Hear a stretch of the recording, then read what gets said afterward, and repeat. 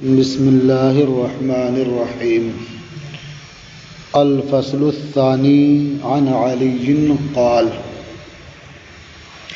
یہ مشکاۃ المصابیح کا صفحہ نمبر 135 ہے اور باب عیادت المریض کی دوسری فصل ہے۔ حضرت علی رضی اللہ تعالی عنہ سے مروی ہے، انہوں نے فرمایا، سمعت رسول اللہ صلی اللہ علیہ وسلم یقول، میں نے اللہ کے رسول صلی اللہ تعالی علیہ وسلم کو فرماتے ہوئے سنا، ما من مسلم یعود مسلما غدوۃ الا صلی علیہ 70,000 ملک، جو مسلمان بھی کسی مسلمان کی بیمار پرسی کرتا ہے صبح کے وقت تو اس پر 70,000 فرشتے درود پڑھتے ہیں، یعنی اس کے حق میں دعائے خیر کرتے ہیں، حتیٰ یمسیہ، یہاں تک کہ وہ شام کرے، یعنی صبح کو کسی مسلمان بھائی کی بیمار پرسی کرتا ہے تو 70,000 فرشتے اس کے حق میں دعائے خیر کرتے رہتے ہیں یہاں تک کہ شام ہو جائے، اور اگر شام میں بیمار پرسی کیا ہے تو 70,000 فرشتے دعائے خیر کرتے رہتے ہیں یہاں تک کہ صبح ہو جائے۔ تو آگے بیان فرمایا، وَإِنْ عَادَهُ عَشِيَّةً إِلَّا صَلَّى عَلَيْهِ 70,000 ملک حَتَّى يُصْبِحَ، یہاں ان نافیہ ہے، اور کسی مسلمان نے دوسرے مسلمان کی بیمار پرسی نہیں کی شام کے وقت، مگر یہ کہ اس پر 70,000 فرشتے دعائے خیر کرتے ہیں یہاں تک کہ وہ صبح کر لیں، صبح تک کرتے رہتے ہیں۔ وَكَانَ لَهُ خَرِيفٌ فِي الْجَنَّةِ، اور اس شخص کے لیے، یعنی جو بیمار پرسی کرنے والا ہے، اس کے لیے جنت میں ایک باغ ہوگا۔ تو یہاں فرشتے اس کے حق میں دعائے خیر کریں گے اور وہاں جنت میں اسے ایک باغ ملے گا اس بیمار پرسی کرنے کی وجہ سے۔ تو اس سے سمجھ میں آیا کہ وہ شخص جنت میں جائے گا، اور جنت میں جو اور نعمتیں ہوں گی وہ تو ملیں گی ہی، اس نیک عمل کی بنیاد پر اسے باغ عطا کیا جائے گا۔ رواہ الترمذی و ابو داؤد، اسے امام ترمذی اور ابو داؤد نے روایت کیا۔ اس میں غدوہ اور عشیہ کا لفظ ہے، اس کے تعلق سے یہ بھی کہا گیا کہ غدوہ تو بالکل صبح کا وقت ہوتا ہے، لیکن یہاں مراد یہ ہے کہ دوپہر سے پہلے کا وقت، یعنی دوپہر سے پہلے جب بھی وہ کسی کی بیمار پرسی کرنے جائے گا تو یہ کہا جائے گا کہ صبح کے وقت بیمار پرسی کی، اور دوپہر کے بعد جب وہ کسی کی بیمار پرسی کرنے جائے گا تو یہ کہا جائے گا کہ شام کے وقت بیمار پرسی کی۔ اور حاصل یہ معلوم ہوتا ہے کہ جب بھی وہ کسی کی بیمار پرسی کرے گا تو 12 گھنٹے لگ بھگ فرشتے اس کے حق میں دعائے خیر کرتے رہیں گے۔ یہ تجزیہ اس لیے میں کر رہا ہوں کہ جب یہ معنی بیان ہوا کہ اول صبح کے وقت سے مراد کیا، دوپہر سے پہلے کا وقت، اور شام کے وقت سے مراد کیا ہے، دوپہر کے بعد کا وقت، تو اگر یہ تجزیہ نہ ہو تو صورتحال کیا ہوگی کہ کسی شخص نے کسی کی بیمار پرسی مثلاً 11 بجے کی، دوپہر سے تھوڑا سا پہلے، اور دوپہر کے بعد فوراً شام کا وقت شروع ہو گیا، تو کیا اس کے حق میں صرف 1 گھنٹہ یا 1.5 گھنٹہ ہی فرشتے دعائے خیر کریں گے؟ نہیں، بلکہ اس کے حق میں فرشتے اسی طرح سے دعائے خیر کریں گے جیسے جو اول وقت میں بالکل صبح کے بیمار پرسی کرے گا۔ کب تک کریں گے؟ شام تک، یعنی کہ بس 12 کے بعد ختم کر دیں گے۔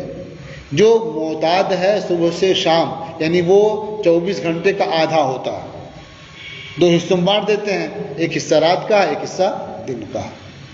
تو صبح جو ہے یہ دن کے حصے کے لیے بولتے ہیں، اور شام جو ہے وہ شام کے حصے کے لیے، جو اس سے قریب وقت ہوتا ہے ملا ہوا، سمجھا نا؟ تو اس لیے تجزیہ کر دیا کہ رب کی بارگاہ سے امید یہی ہے کہ یہ فرشتے اس کے لیے اتنی دیر تک دعائے خیر کرتے رہیں گے۔ ختم قرآن کے لیے کہا جاتا ہے کہ اب صبح کے اول وقت میں رات کا ختم کروں تاکہ شام تک فضیلت ہے کہ فرشتے پڑھتے ہیں کچھ. تو اس میں بھی اگر یہی بات ہے کہ 12 گھنٹے فرشتوں کا تو دیکھیے یہاں دو چیزیں سامنے سامنے ہیں. صبح پڑھے گا تو شام تک کریں گے. تو اب شام کا معنی کیا لے لیا آپ نے؟ دوپہر کے بعد کا جو وقت ہے وہ شام ہے. تو کیا فجر بعد پڑھ لیا تو خالی 12 بجے تک دعائے خیر کریں گے؟ آپ ضرور کہیں گے نہیں وہ مغرب تک. تو ادھر آپ نے لمبا کر دیا نا. حالانکہ شروع کب سے مان رہے ہیں آپ؟ شام کا وقت 12 کے بعد سے ہی مان رہے ہیں نا. اور اس کے بعد دراز کر دیا کس دلیل کی بنیاد پر؟ فضل الہی کو دیکھتے ہوئے نا. لفظ تو یہی ہے کہ شام تک حتیٰ یمسیہ، سمجھ رہے نا. اور شام کو یہ کرے تو صبح تک. اور شام سے مراد کیا لیا ہے؟ دوپہر کے بعد کا وقت. تو اس کا دوپہر بعد فوراً کر لیا اگر تو آپ کہیں اگلے دن صبح تک. بس یہ فضل مولا پر ہے. رب تبارک و تعالیٰ کی بارگاہ سے زیادہ ہی کی امید رکھنی چاہیے، کم کی نہیں.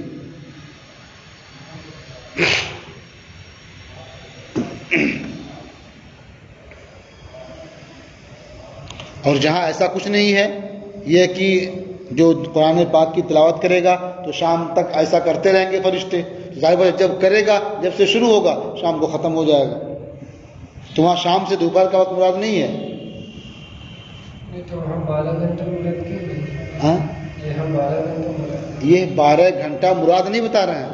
یہ کہہ رہے ہیں تجزیہ کر رہے ہیں دونوں کے تقابل کو دیکھتے ہوئے. یہ نہیں کہنا کہ یہی مراد ہے. اس لیے کہ اگر اول وقت دونوں کا مراد لیا جائے تو جو آدمی بیچارہ 11 بجے 10 بجے یہ کسی کی بیمار پرسی کرے گا تو اس کا اجر و ثواب تو بہت کم معلوم ہوگا. حالانکہ کام اس نے اتنا ہی کیا ہے. فرض کیجئے بندے کی بیماری کی خبر اسے 11 بجے ہوئی، کب کرے گا بیمار پرسی؟ 11 بجے نہیں کرے گا، اس سے پہلے کر نہیں سکتا. معلوم 12 کے بعد جیسے وہ شام کا وقت شروع ہو گیا تو کیا ختم؟ یہ رب کی بارگاہ سے امید نہیں ہے. اس لیے کہنا ہے کہ یہ تجزیہ کیا جا سکتا ہے. یہ نہیں کہہ رہے ہیں کہ یہی مراد ہے.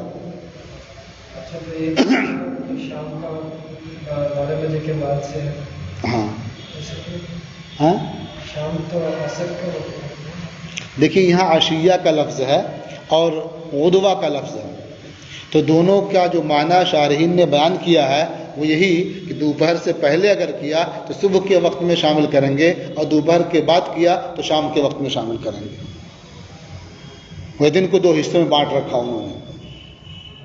ورنہ صبح کا وقت تو بالکل یعنی وہ چاشت سے پہلے کا ہوا، تو اگر اس کے بعد کرے گا تو کیا کہیں گے؟ صبح کیا کہ شام؟ وہ فضیلت کا حامل نہیں ہوگا. اگر اس طرح سے شارحین تقسیم نہ کرتے کسی دلیل کی بنیاد پر تو جو آدمی چاشت کے بعد کرتا تو اس کا مطلب فرشتے دعا نہیں کرتے اس کے لیے، کیونکہ غدوہ میں کیا نہیں اس نے. اور جو آدمی عصر تک کرتا بیمار پرسی، دعا اس کے لیے بھی نہیں ہوتی کیونکہ شام کو نہیں کیا. حالانکہ ایسا نہیں ہے. اس لیے شارحین حدیث نے اس کو 2 حصوں میں بانٹ دیا. تو اسی بنیاد پر میں تجزیہ کر رہا تھا کہ ایسا ہو سکتا ہے. سمجھنا ہے؟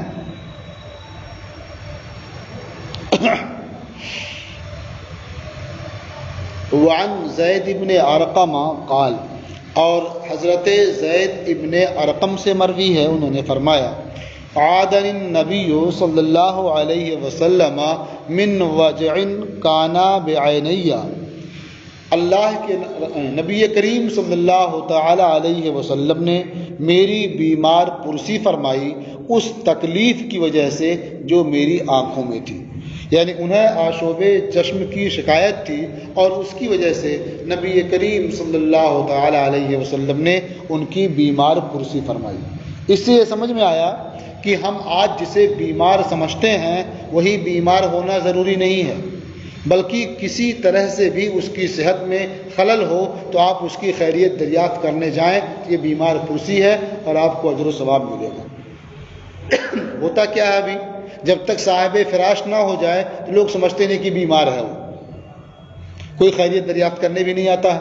لیکن اس سے یہ معلوم ہوا کہ آنکھ میں تھوڑی تکلیف ہوئی، بیمار خیریت معلوم کرنے پہنچ گیا تو ثواب ملے گا اسے. سمجھ رہے ہیں نا. رواہ الترمذی و ابو داؤد، اسے امام ترمذی اور ابو داؤد نے روایت کیا. وعن انس قال قال رسول اللہ صلی اللہ علیہ وسلم من توضأ فأحسن الوضوء وعاد أخاه المسلم محتسبا بوعد من جہنم مسیرۃ 60 خریفا. حضرت انس رضی اللہ تعالی عنہ سے مروی ہے، انہوں نے فرمایا کہ اللہ کے رسول صلی اللہ تعالی علیہ وسلم نے ارشاد فرمایا، جس نے اچھی طرح سے وضو کیا، توضا فاحسن الوضوء، یعنی وضو کیا تو اچھی طرح سے وضو کیا سنن اور آداب کی رعایت کرتے ہوئے، وعاد اخاہ المسلم محتسبا، اور اپنے مسلمان بھائی کی بیمار پرسی کی ثواب کے ارادے سے، بوعد من جہنم مسیرۃ 60 خریفا، اسے جہنم سے 60 سال کی مسافت جتنا دور کر دیا جائے گا. یعنی وہ جہنم سے اتنی دوری پر ہوگا کہ اگر وہاں سے وہ چلے تو جہنم تک پہنچنے میں 60 سال صرف ہوں گے. تو معلوم ہوا کہ وہ جہنم سے بہت دور کر دیا جائے گا.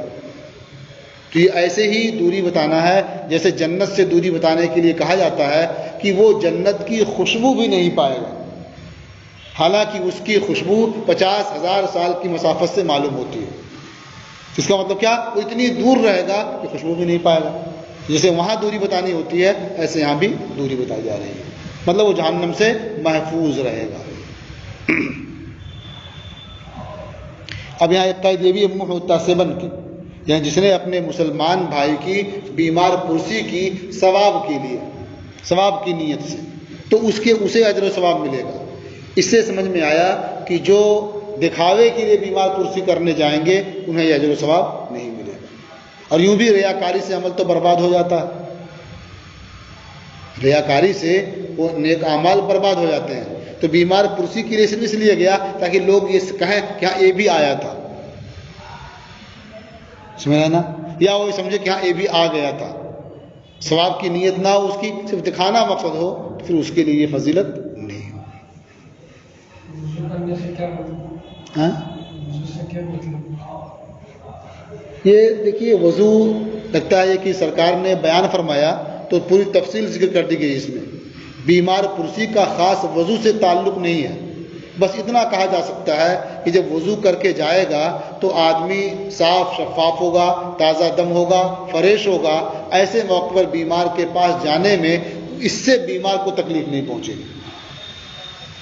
جیسے آپ کے موجودہ حالات کو دیکھ لیجئے، آدمی ہاتھ دھل کر کے گیا، وضو کر کے گیا، ناک میں پانی چڑھا کے گیا اطمینان سے، اب کسی کے پاس جائے گا تو اس سے اس کا اندیشہ نہیں ہوگا، یعنی اس جانے والے سے اس کو اذیت نہیں پہنچے گی. اور ویسے جائے گا جب بیمار پرسی ہو جائے گی. لیکن یہ اس کا اچھا طریقہ ہوگا. آپ وضو کر کے جائیں گے، مسواک کریں گے، آداب کی رعایت کریں گے، احسن الوضوء، مسواک کریں گے، اب جا کے اس سے بات کریں گے تو آپ کے منہ سے کوئی بو نہیں محسوس ہوگی، اسے کوئی تکلیف نہیں پہنچے گی. اس سے آپ ناک صاف کر کے جائیں گے تو آپ کی سانس کی وجہ سے اسے کوئی اذیت نہیں ہوگی. آپ کا چہرہ دھلا ہوا ہوگا، آپ خود حشاش بشاش معلوم ہوں گے تو اسے دیکھ کر کے آپ کو سکون ملے گا، یعنی اسے سکون ملے گا آپ کو دیکھ کر کے. تو اس طرح سے یہ وضو کرنے کے فوائد ہو سکتے ہیں. رواہ ابو داؤد، اسے ابو داؤد نے روایت کیا. وعن ابن عباس قال، اور حضرت ابن عباس سے مروی ہے، فرمایا قال رسول اللہ صلی اللہ علیہ وسلم ما من مسلم یعود مسلما فیقول 7 مرات.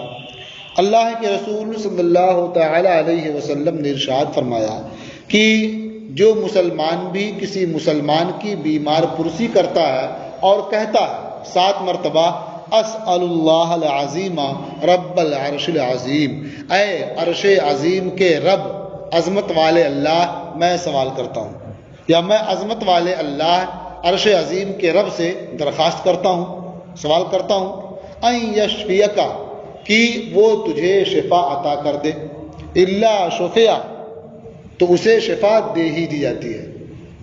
فضل نفی ہے، ادھر اس بات ہے جو بھی ایسا کرتا ہے تو اس بیمار کو شفا دے دی جاتی ہے. الا ان یکون قد حضر اجلہ، مگر یہ کہ اس بیمار کی زندگی کا آخری وقت آ گیا ہو، یعنی اس کی عمر کا جو مقررہ وقت ہے یا موت کا جو مقررہ وقت ہے وہ آ گیا ہو، جب تو شفا یاب نہیں ہوگا، لیکن اس کے علاوہ اگر ہے تو یہ شفا یاب ہو جائے گا۔ رواہ ابو داؤد و ترمذی، اسے ابو داؤد اور ترمذی نے روایت کیا۔ یہاں ایک شبہ یہ ہو سکتا ہے کہ بہت سے لوگ ممکن ہے کہ یہ الفاظ اپنی زبان سے ادا کریں اور دعا کریں، وہاں 7 مرتبہ کیا 14 مرتبہ کریں اور اس کے بعد بھی ٹھیک نہ ہو، پھر بہت دنوں بعد علاج وغیرہ سے ٹھیک ہو جائے، ایسا ہو سکتا ہے۔ اگر ایسا ہو تو یہ نہ سمجھا جائے کہ حدیث پاک میں جو ارشاد فرمایا گیا یہ واقعہ کے خلاف ہے، بلکہ یہ سمجھا جائے کہ ہمارے پڑھنے میں کوئی کمی ہے، کوئی نقص ہے جس کی وجہ سے اس کا اثر نہیں ہو رہا۔ یہ بالکل آپ ایسے ہی سمجھیں کہ کسی بیماری کے لیے کوئی دوا تجویز کی جاتی ہے، بلا شبہ وہ اس کی دوا ہے، لیکن اس دوا کو جو استعمال کرنا ہے اس کے طریقے مختلف ہوتے ہیں، تو جب تک آپ اسی طریقے سے استعمال نہیں کریں گے وہ دوا آپ کو فائدہ نہیں دے گی، حالانکہ ہے دوا اسی کی اور استعمال وہی کر رہا ہے، لیکن طریقہ بدلا ہوا ہے تو فائدہ اس کا نہیں ہوتا۔ جس طریقے سے اسے استعمال کرنا ہے اس طریقے سے کریں گے تو فائدہ ہوگا۔ یہی حال دعاؤں کا بھی ہے، جس طرح سے پاکیزہ زبان سے دعائیں پڑھنی ہیں جب اس طرح سے آپ پڑھیں گے تو ضرور فائدہ ہوگا۔ اگر فائدہ کسی کو نہیں ہوتا ہے تو یہ سمجھنا چاہیے کہ ہمارے پڑھنے ہی میں کوئی خلل ہے، کوئی کمی ہے۔ اور اس کا آپ مشاہدہ بھی کر سکتے ہیں، ایک آدمی انہی کلمات کے ذریعہ ایک آدمی کو نصیحت کرتا ہے، کچھ اثر نہیں ہوتا ہے، دوسرا آدمی نصیحت میں وہی کلمات کہتا ہے، پورا اثر ہو جاتا ہے۔ کیوں ایسا ہوتا ہے؟ اس کی زبان میں تاثیر نہیں ہے، اس کی زبان میں تاثیر ہے۔ تاثیر کہاں سے آتی ہے؟ زبان کو جس طرح سے صاف پاک رکھنا ہے رکھیں گے تاثیر آئے گی، نہیں رکھیں گے تو نہیں آئے گی۔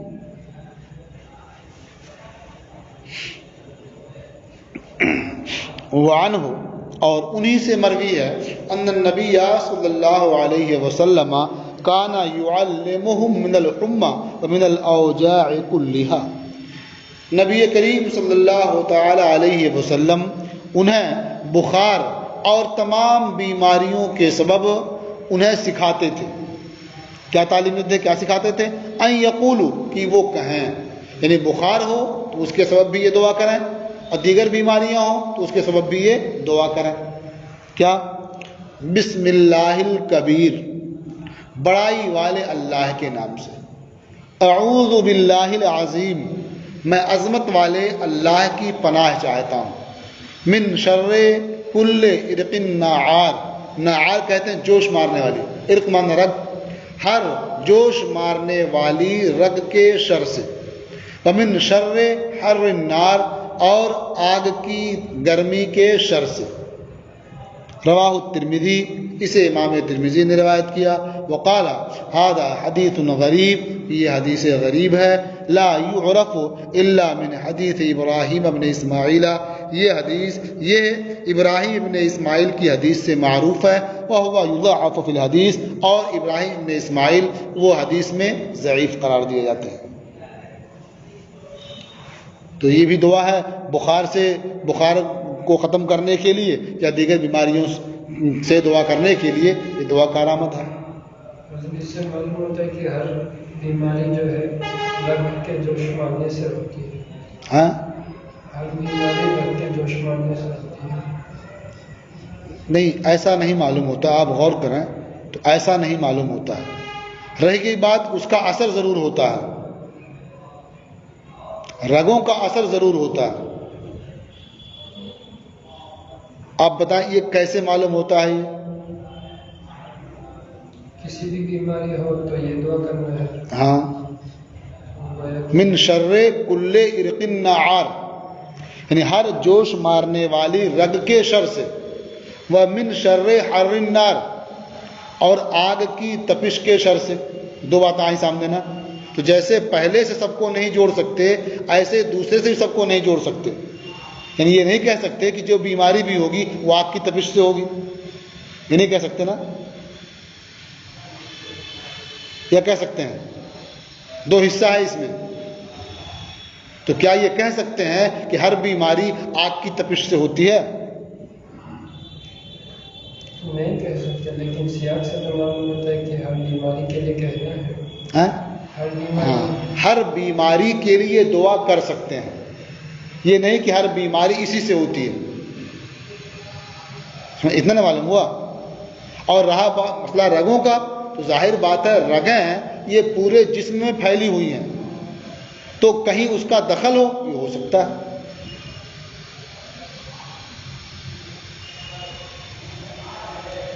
جوش مارنے والی رگوں کا کہیں دخل ہو، یہ ہو سکتا ہے. اس لیے کہ جب آدمی بیمار ہوتا ہے تو ایسا نہیں کہ خالی ایک حصے کو تکلیف ہوتی ہے، اس سے متاثر پورا جسم ہوتا ہے.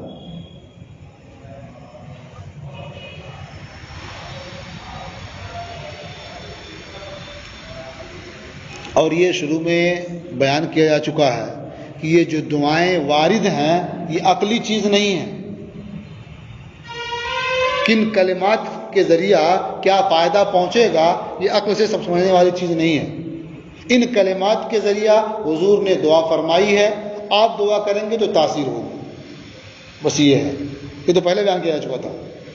جیسے وہاں آیا تھا نا کہ یہ لعاب میں وطن کی مٹی ہے اور لعاب سے بعض کے لعاب سے ملی ہوئی ہے، وہاں تفصیل سے بات بیان کی گئی تھی کہ اس کی حکمت ہے، یہ جان لینا ضروری نہیں ہے.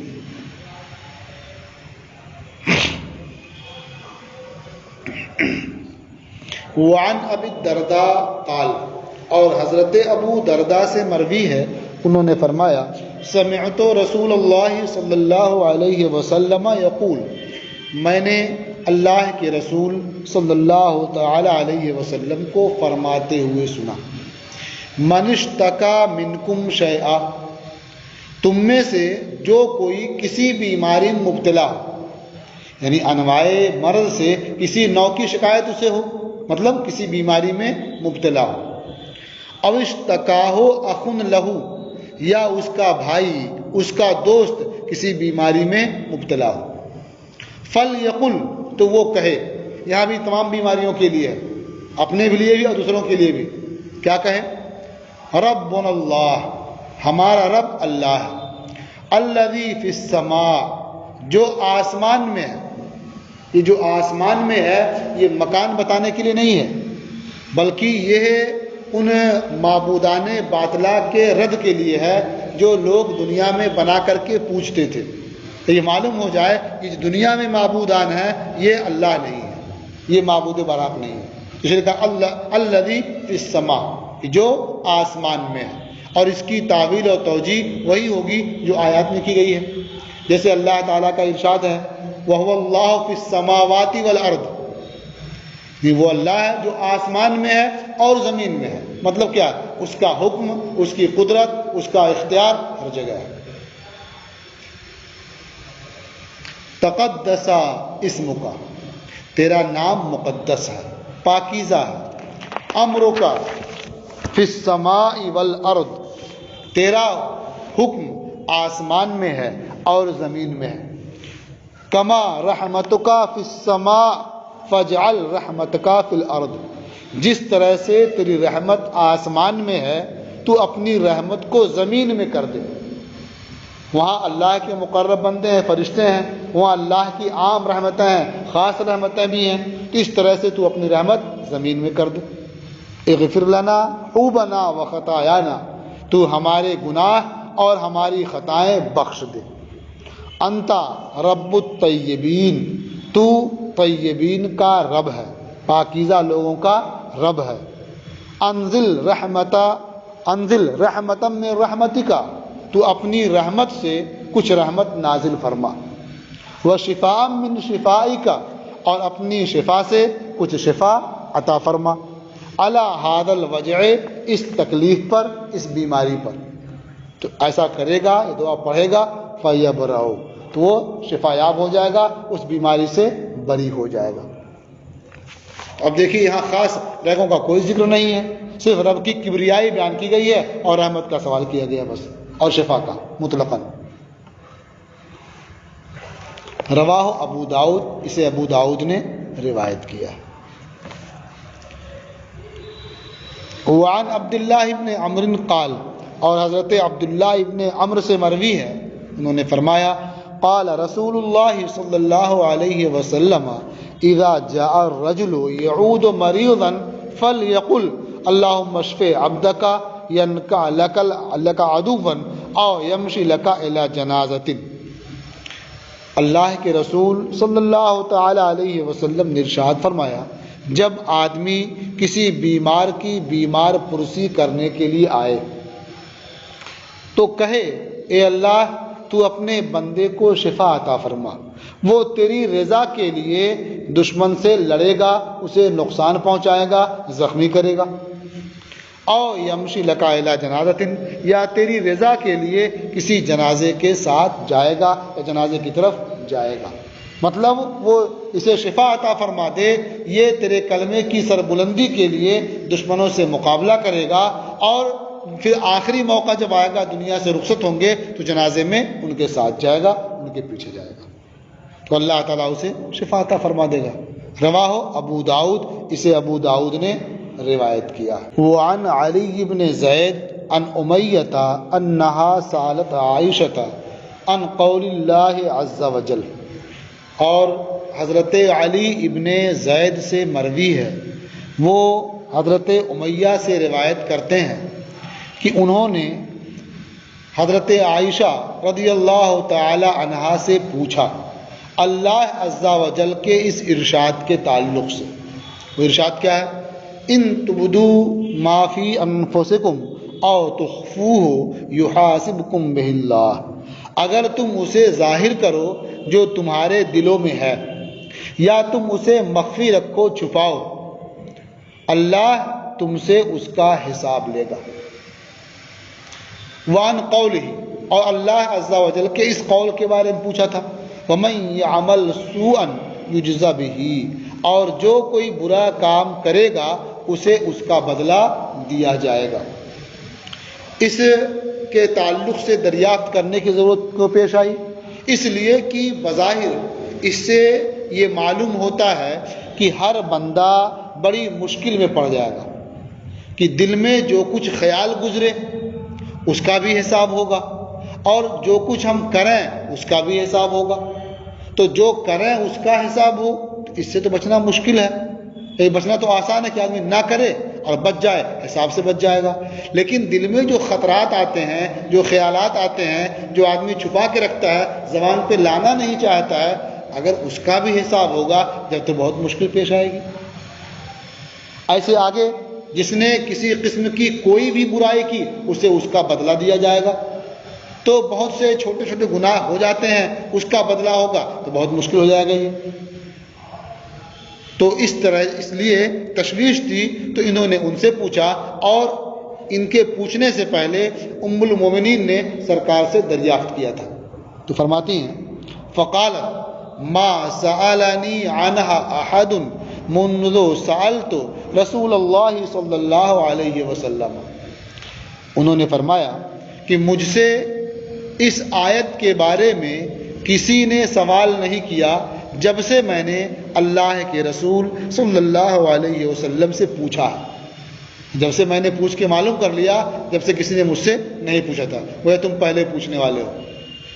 فقالا، جب میں نے پوچھا تھا تو سرکار نے ارشاد فرمایا تھا هذه معاتبۃ اللہ العبد بما یصیبہ من الحمى والنکبۃ، اللہ کے رسول نے ارشاد فرمایا تھا کہ یہ اللہ کا بندے کو عتاب کرنا ہے، یہ اللہ کا بندے کو عتاب کرنا ہے اس کے ذریعہ جو اسے بخار ہوتا ہے اور مصیبت لاحق ہوتی ہے۔ حتی البضاعۃ یضعها فی ید قمیصہ، یہاں تک کہ تھوڑا مال جسے وہ اپنی قمیص کی جیب میں رکھتا ہے، فیفقدها، تو اسے کھو دیتا ہے، فیفزع لها، پھر اس کے لیے وہ گھبراتا ہے، بے چین اور پریشان ہوتا ہے۔ حتی ان العبد لیخرج من ذنوبہ کما یخرج التبر الاحمر من القیر، یہاں تک کہ بندہ اپنے گناہوں سے نکل جاتا ہے جیسے سرخ خالص سونا بھٹی سے نکلتا ہے۔ جو سونا ڈھلا ہوا نہیں ہے وہ خالص ہے اور بھٹی میں سرخ کر دیا گیا ہے تو بالکل وہ صاف و شفاف نکلتا ہے، اس میں کسی قسم کا زنگ نہیں ہوتا، کسی قسم کا میل نہیں ہوتا، اسی طرح سے وہ بندہ گناہوں سے پاک و صاف ہو جاتا ہے۔ تو اس سے سمجھ میں آیا کہ اس آیت کریمہ میں جو رب تعالیٰ نے فرمایا کہ جو کچھ تم اپنے دلوں میں چھپاؤ اس کا اللہ تم سے حساب لے گا۔ تو یہ حساب لینا کیا ہے؟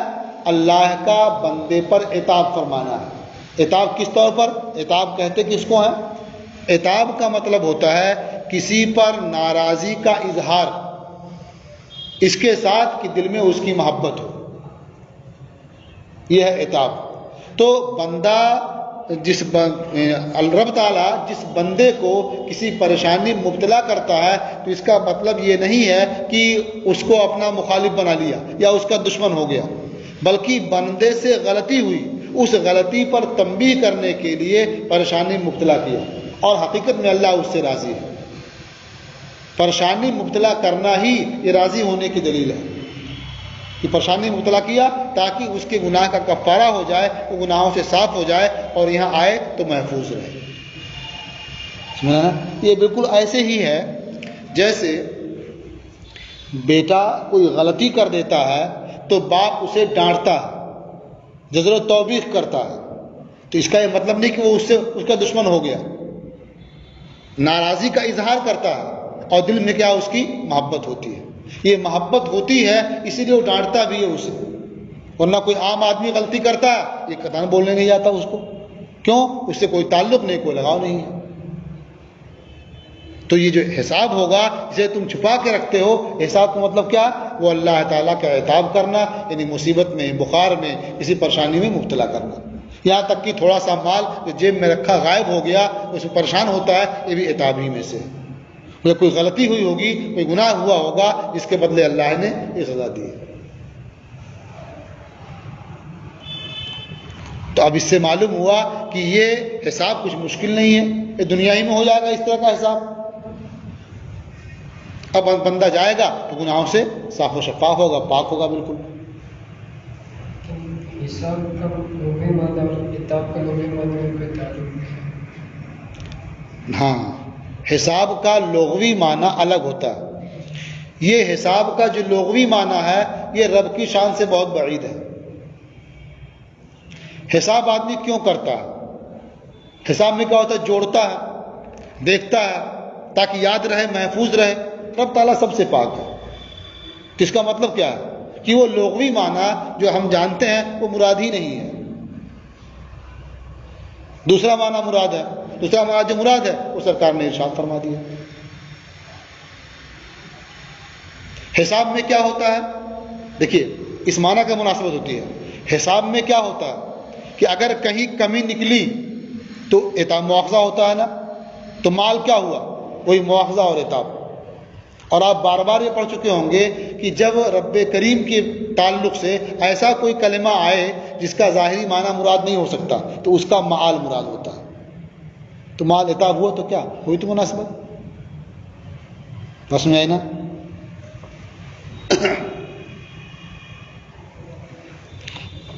رواہ الترمذی، اسے امام ترمذی نے روایت کیا ہے۔ وعن ابی موسیٰ ان رسول اللہ صلی اللہ علیہ وسلم قال، اور حضرت ابو موسیٰ سے مروی ہے کہ اللہ کے رسول صلی اللہ تعالی علیہ وسلم نے ارشاد فرمایا، لا یصیب عبدا نکبۃ فما فوقها او دونها الا بذنب وما یعفو اللہ تعالی عنہ اکثر۔ کسی بندے کو کوئی مصیبت نہیں پہنچتی ہے، خواہ وہ بڑی ہو یا چھوٹی ہو، فما فوقها جو مصیبت کہتے ہیں اس سے بڑھ کر کے ہو، او دونا یا اس سے کمتر ہو، عظیم ہو یا حقیر، الا بذنب مگر کسی گناہ کی وجہ سے، وما یعفو اللہ تعالی عنہ اکثر اور اللہ تعالیٰ جسے معاف کر دیتا ہے وہ تو بہت زیادہ ہے۔ یعنی ایسا نہیں کہ بندہ جتنا گناہ کرتا ہے وہ سب کے بدلے مصیبت آ جاتی ہے، بلکہ اللہ تو بہت اس کو معاف فرما دیتا ہے، جو آتی ہے لیکن وہ کسی گناہ کی وجہ سے آتی ہے۔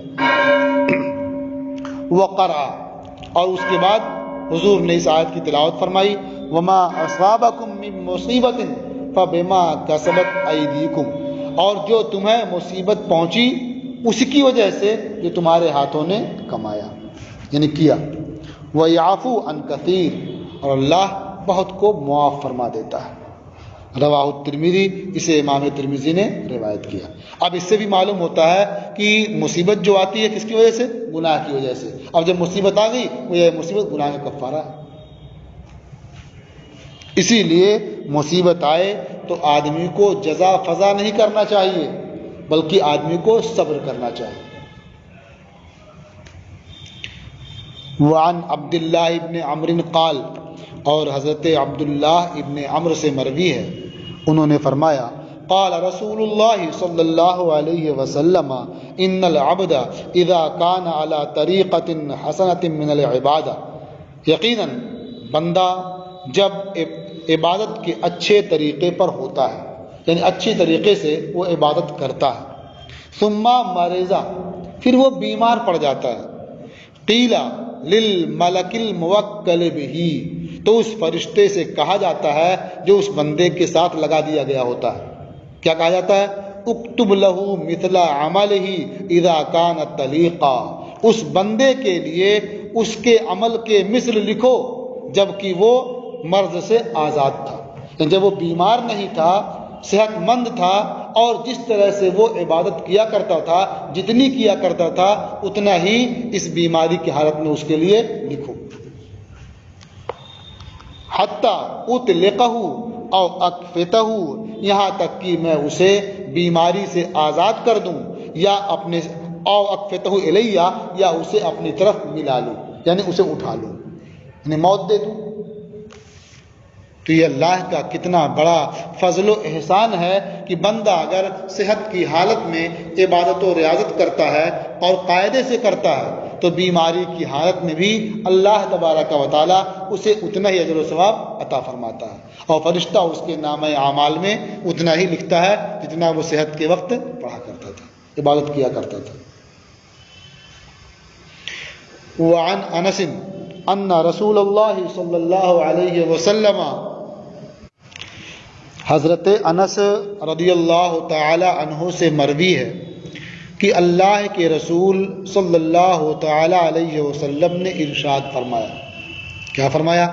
اذا ابتلی المسلم ببلاء فی جسدہ قیل للملک اکتب لہ صالح اعمالہ الذی کان یعمل، جب مسلمان کو اس کے جسم میں کسی آزمائش سے آزمایا جاتا ہے، مطلب اسے کسی جسمانی آزمائش میں مبتلا کر دیا جاتا ہے، ان بیمار ہو جاتا ہے، جو تکلیف ہوتی ہے جسم میں، تو فرشتے سے کہا جاتا ہے کہ اس بندے کے لیے اس کا وہ نیک عمل لکھو، اکتب لہو صالح عملہ، اس کے لیے اس کا وہ نیک عمل لکھو، الذی کان یعمل، جو وہ کرتا تھا، یعنی صحت کی حالت میں، فَإِن شَفَاهُ غَسَّلَهُ، تو اگر اللہ نے اسے شفا دی، غَسَّلَهُ، تو اسے گناہوں سے دھو دیا، وَطَهَّرَهُ، اور اسے گناہوں سے پاک کر دیا،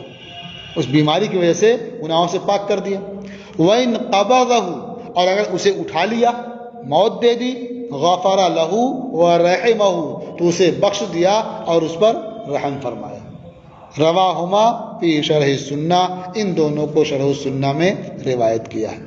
تو اس سے معلوم ہوا کہ آدمی کو صحت کی حالت میں خوب بہتر طریقے پر اللہ کی عبادت کرنی چاہیے، کہ اگر وہ صحت کی حالت میں ایسا کرتا ہے تو بیماری کی حالت میں اللہ خاص فضل فرمائے گا۔ ایک تو وہی عبادت لکھنے کا حکم ہوگا، اب اگر وہ شفا یاب ہو گیا تو گناہوں سے پاک بھی ہو گیا اور عبادتیں وہ لکھی گئیں، اور اگر وہ انتقال کر گیا تو اللہ تعالیٰ اسے بخش دے گا، اس پر رحم فرمائے گا۔ وعن جابر ابن عتیق قال، اور حضرت جابر ابن عتیق سے مروی ہے، انہوں نے فرمایا قال رسول اللہ صلی اللہ علیہ وسلم الشہادۃ سبع سوى القتل فی سبیل اللہ، اللہ کے رسول صلی اللہ تعالی علیہ وسلم نے ارشاد فرمایا کہ شہادت یہ 7 طرح کی ہے اللہ کی راہ میں قتل کے علاوہ. یعنی ایک معروف شہادت ہے، وہ کیا ہے کہ اللہ کی راہ میں آدمی قتل کر دیا گیا، میدان کارزار میں گیا، وہیں وہ دنیا سے رخصت ہو گیا، تو یہ مشہور شہید ہے. تو اس شہادت کے علاوہ یہ کے 7 قسمیں ہیں. اب وہ 7 قسمیں کیا ہیں؟ المطعون و شہید. مطعون یہ شہید ہے، یعنی جو طاعون میں مبتلا ہو گیا. والغریق و شہید، اور غریق جو ڈوب کر کے دنیا سے رخصت ہو گیا وہ شہید ہے. وصاحب ذات الجنب شہید، اور ذات الجنب والا، یہ ایک بیماری ہوئی جو پہلو میں واقع ہو جاتی ہے، تو اس بیماری میں جو مبتلا ہوگا انتقال کر جائے گا وہ بھی شہید ہے. والمبتون شہید، اور مبتون یعنی وہ شخص جو پیٹ کی بیماری میں انتقال کر جائے وہ شہید ہے. وصاحب الحریق شہید، اور جو آگ والا جل کر کے دنیا سے رخصت ہو جائے، جل گیا کہیں، وہ شہید ہے. والذی یموت تحت الہدم شہید، اور وہ شخص جو کسی دیوار یا درخت کے گرنے سے دب کر کے مر جائے وہ شہید ہے. والمرأۃ تموت بجمع شہید، اور وہ عورت جو جمع کی حالت میں مر جائے وہ شہید ہے. یہ حالت جمع کیا ہے؟ جمع میں کیا جمع کرنے کا معنی ہے کہ جمع ہو. اس کی مختلف وضاحتیں کی گئی اسی لیے کہ معنی جمع کرنا ہے. مثلا عورت حاملہ ہے، تو حاملہ ہے ایک تو خود ہے اور ساتھ میں اس کا بچہ ہے، تو جمع کیے ہوئے بچے کو نا، تو وہ گویا جمع کی حالت ہوئی ہے، اس میں انتقال کر جائے تو وہ شہید ہے. بعض نے کہا کہ بچے کی پیدائش میں انتقال کر جائے، یعنی ولادت کے وقت وہ انتقال کر جائے، کیونکہ 2 جان ایک ساتھ ہے اس وقت، تو وہ کیا ہے؟ شہید ہے. جمع کا معنی پایا گیا. بعض نے کہا کہ دودھ پلانے کے زمانے میں انتقال کر جائے تو شہید ہے، اس لیے کہ بچے کی جان جو ہے اس کی رضاعت ہی سے متعلق ہے، دودھ پلانے سے. بعض نے کہا کہ نفاس کا جو زمانہ ہے اس میں اگر وہ انتقال کر جائے تو شہید ہے. تو اس طرح سے جمعن کے معنی میں مختلف وضاحتیں ہوئیں، لیکن اس کا عام جو معنی کیا گیا وہ یہ کہ بچے کی پیدائش کے وقت عورت انتقال کر جائے تو بھی شہید ہے. تو جو کہ پیدائش کی عموماً تکلیف ہوتی ہے، اذیت ہوتی ہے، اس کا خطرہ بھی رہتا ہے، تو ان کے لیے فضیلت ہوئی، اگر اس میں انتقال ہو جاتا ہے تو وہ شہید ہے. باقی معنی کا بھی احتمال ہے. اس میں ان سب میں جہاں یہ ہے کہ ڈوب کر کے مر گیا تو شہید ہے، یہ اس وقت جب کہ وہ اتفاق سے ڈوب گیا لیکن وہ تیرنا نہیں جانتا ہے اور خود ہی گہرے پانی میں چلا گیا تو یہ شہید نہیں ہوگا. وہ یہ خود کو ہلاکت میں ڈالنا ہے. آگ لگی ہوئی ہے اس سے بچنے کا حکم ہے نا، کوئی خود ہی جان بوجھ کے کود جائے اسی میں تو وہ شہید نہیں ہوگا. تو اس میں کیا ہے؟ اتفاق سے اگر ان حادثات سے 2-4 ہو گیا اور دنیا سے رخصت ہو گیا تو وہ شہید ہے. یعنی اللہ تبارک و تعالیٰ اسے شہیدوں کا اجر و ثواب